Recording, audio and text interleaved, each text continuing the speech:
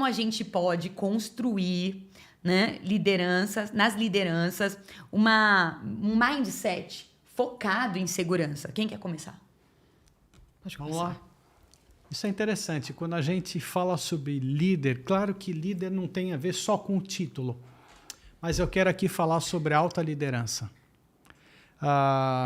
E como a gente olha para essa liderança e ela transforma a minha empresa.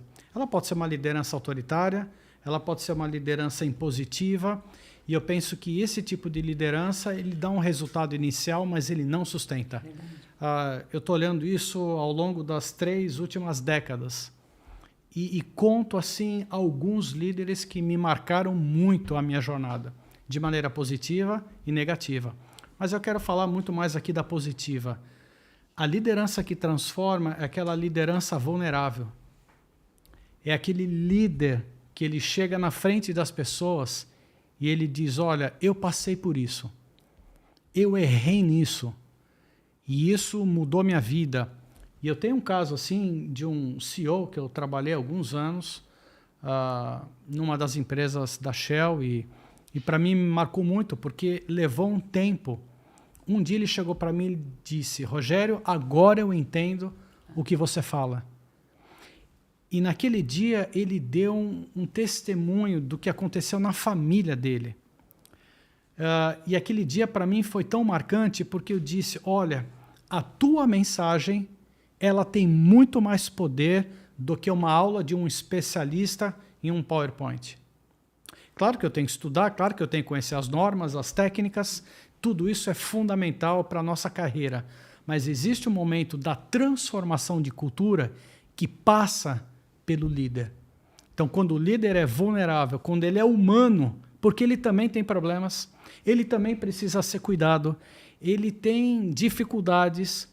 Então, quando ele entende que, através do exemplo dele, as pessoas vão ter muito mais tranquilidade para reportar, para falar, para compartilhar, elas não vão se sentir ameaçadas, mas vão se sentir motivadas a crescer nessa cultura. Isso, para mim, é algo fundamental. Perfeito.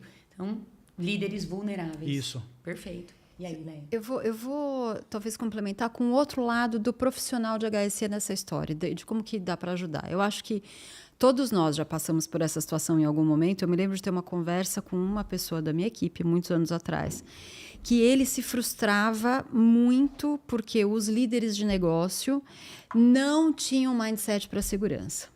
E ele achava um absurdo aquilo. E, de fato, a gente espera isso e a gente entende a importância, a gente sabe que é o que você está falando, né? Porque essa questão da inspiração, de você motivar, de ser pelo exemplo, isso é fundamental para a empresa como um todo, para a equipe como um todo. Mas existe, para mim, uma questão de que ninguém nasce sabendo. Né? Então, você tem lá o espaço de que eu sei o que eu sei o que eu não sei o que eu não sei. E muitas vezes a gente navega nesse eu não sei o que eu não sei. E eu preciso de alguém cutucando. Escuta, você sabia que tem um negócio aqui que é super importante você fazer e que vai te ajudar em outras coisas aqui? E você vai lá e conta para ele que ele precisa ter essa perspectiva, ele precisa ser um exemplo e que segurança é sobre seres humanos e que uma pessoa, um ambiente seguro é um profissional que vai se desenvolver melhor porque ele vai estar mais feliz, ele vai saber que as pessoas estão contando com ele, que aquilo é um valor para ele e ele vai produzir mais, ele vai dar um resultado para a empresa como um todo. Existe uma correlação com isso, mas o profissional de HSE precisa entender que ele é um agente de transformação. Você é um agente de transformação. E a gente tem que dar o primeiro passo muitas vezes. Então, não adianta ele ficar esperando, porque daí fica o outro lá que não sabe o que fazer e a gente aqui frustrado, né? Então, não custa nada a gente dar o primeiro passo, porque daí a gente vai garantir que aí sim está todo mundo tentando fazer o melhor ali pelo... Somos todos líderes, né? Somos todos líderes. Agora, gente, vamos lá. Adorei esse eu não sei o que eu não sei. Boa.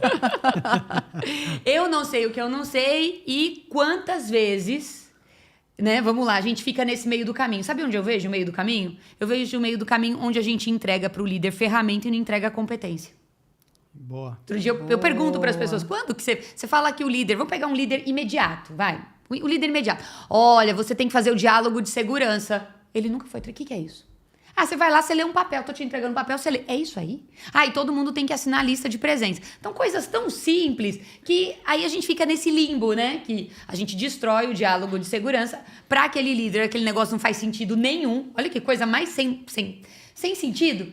Eu tenho que ler uma mensagem de segurança todo dia, as pessoas têm que assinar, e é isso aí. Ah, não, você pode conversar e tal. Aí você fala, mas que conversa que eu vou ter?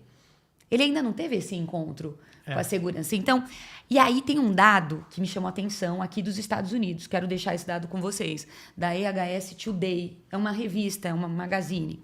E ela fez uma pesquisa e ela identificou o seguinte: 67% da força de trabalho não acredita na preocupação do líder com a segurança.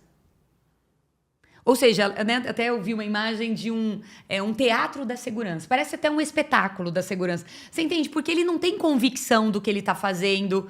Ele não tem a competência realmente. Poxa, ele não nasceu com aquela segurança que você. Você escolheu a profissão de segurança. Né? Você fez uma decisão ali. Eu vou estudar para ser um engenheiro. Eu vou estudar para ser um técnico. Ele não. Ele está ali e ele tem, né, principalmente, né, uma liderança média, né, que eles acabam se responsabilizando por tantas coisas, né? E olha, agora você tem também essa responsabilidade aqui com a segurança. Só que esse encontro nunca aconteceu. Ele nem optou por esse encontro. Então, nós precisamos ser esse encontro, né? Esse tema que você falou, né? Você é um agente de transformação. Você é um encontro de segurança. Eu costumo dizer, olha, você é o livro de segurança que a liderança está lendo. O que ela está lendo a partir de você? E às vezes fica aquela coisa, né? Que a área de segurança tem que deixar de existir. Para essa área de segurança que você está falando deixar de existir, nós vamos ter que caminhar de mão dada muito. Para que haja essa transformação. É uma jornada. Faz sentido? É interessante quando você fala sobre o livro, né? Você é um livro. Eu sempre penso nisso em termos de identidade. Qual a sua identidade, né? Você tem um propósito, você precisa descobrir ele. A partir do propósito, você tem uma identidade, que é o que te legitima. Isso. As pessoas vão olhar para você e vão saber, não é o profissional lá da segurança. Eles vão olhar para você, de fato, como uma inspiração de verdade. E às vezes eu vejo profissionais da nossa área que estão só reclamando. E eu entendo, e eu não julgo, porque eu entendo as dificuldades, os problemas, mas no final do dia, qual é a nossa marca? Eu gosto muito dessa questão, se você se identifica com a tua empresa ou não. Às vezes você está lá trabalhando com aquele crachá bonito, mas você não concorda com os valores da tua empresa. Eu penso que nós temos que tomar uma decisão. Ou a gente sai, ou a gente fica e começa a trabalhar para que aquele ambiente tenha valores que você acredita. Porque se quase 70% daquela turma olha para você e não acredita, nós estamos fazendo um papel só de compliance. É aquele que só quer a lista de presença assinada, é aquele que diz, eu fiz, mas nem sei o que deu, mas eu fiz. Então eu penso que ao longo da nossa jornada, para que a gente se torne um líder de referência, é preciso se identificar. E aí eu lembro até, eu gosto de dar esse exemplo, a Shell tinha um programa, né, há muitos anos atrás, chamava Shell Responde. Eram aqueles livrinhos, né, que você ganhava no posto. Talvez aqui alguém vai lembrar disso. O primeiro episódio é aquele que falava que chuva não. Eu, aos 15 anos, eu achava aquilo o máximo. Só que já tinha acabado o programa há muitos anos. Eu mandei uma cartinha para a Shell e eles me mandaram o programa inteiro. Eu guardo isso até hoje comigo. Mas o que eu fui entendendo? Eu preciso ter uma identificação. Eu preciso acreditar. Não quer dizer que as empresas são perfeitas. Os líderes mudam, as empresas mudam. Agora, o que eu estou carregando dentro de mim que realmente vai inspirar as outras pessoas? Isso é cuidado genuíno. Não, excelente, né? E aqui, né, eu gosto muito dessa segurança real. Vou trazer um exemplo. Eu estava entrando para trabalhar numa mineradora, ser head global de segurança, e eu fui fazer visitas para conhecer. E eu cheguei numa mina de calcário e fui conversar com o time da mina. Eles tinham acabado de assumir o turno, sabe? Tinha feito a troca de turno, falei com o supervisor. Ele falou, nossa, acabei de fazer o DDS, você ia gostar. Eu falei, sobre o que foi? Home office. Alguém faz home office aqui? Não, mas era o tema do caderninho. Oh. Entende? Assim, então, assim, aqui, né, no conselho, de novo, é para quem vive essa segurança real. Como que tá, né? Como tá o diálogo, a integração, como que tá as permissões de trabalho. Crítico, sabe? Pensamento crítico, porque aí faltou pensamento Total. crítico. Ah, eu recebi aqui, tem que fazer, já fiz, ó. Hoje eu já livrei o meu disso daí, né, ó. Eu já fiz um check, tá done, completo. É isso que a gente quer? E aí entra, né, alguns dos artigos que eu escrevi. A ilusão da conformidade, a ignorância do otimismo, ou seja, você achar que fazendo tudo isso vai dar tudo certo. Não, não vai dar tudo certo. Não tem nem como dar tudo certo. Não.